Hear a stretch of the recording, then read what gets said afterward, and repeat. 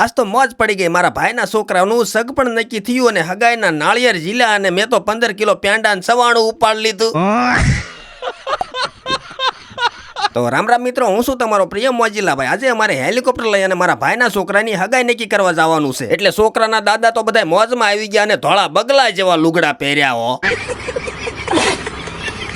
અને છોકરાના મોટા ભાઈઓ એની ભાણેક્યુને વિડીયો કોલ કરવા માંડ્યા. જો તો બટા આ લુગડામાં હું કેવો લાગુ છું. પણ ભાઈઓ તો સવારના 5 વાગ્યાના તૈયાર થઈને આવી ગયા, પણ બાયુને તૈયાર થતા બહુ વાર લાગે. 9 વાગે ઘરેથી હેલિકોપ્ટર લઈને નીકળ્યા. લટપટ લટપટ લટપટ લટપટ લટપટ લટપટ લટપટ.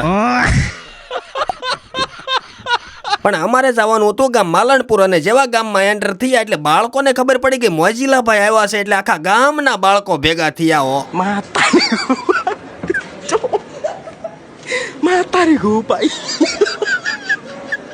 અને મને જોઈ અને એક માડી એ સરસ મજાનો મને આવકારો આપ્યો અને મને કીધું અમારા ઘરે ચા પીવા જરૂર આવજો. અને માલણપુર ગામમાં રાજુમાં એકલા જ રહે છે. અમે 10-15 દિવસ પહેલા એમને રાશન કીટ દેવા આવ્યા હતા અને રાજુમાં અમને જોઈને ખૂબ રાજી થયા અને અમને પણ ખૂબ આનંદ થયો. અને આજે અમે અહીંયા મારા ભાઈના છોકરાની હગાઈ નક્કી કરવા આવ્યા છીએ. એટલે ગોરદાદા આવી ગયા અને સગપણના નાળિયેર ઝીલાવ્યા.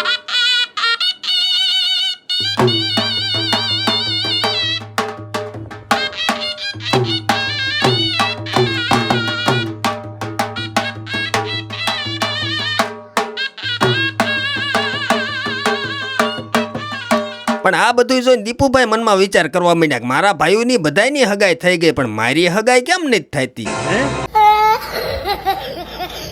પછી વડીલોએ હામા હામી ગળ્યા મોઢા કર્યા અને તાજા પેંડા અને સવાણું આવ્યું હો. બધાએ તો એક ડીશ ખાધી, પણ હું તો ખાવા હાટું જ આવ્યો તો. મેં તો 15 ડીશ ઉપાડી લીધી.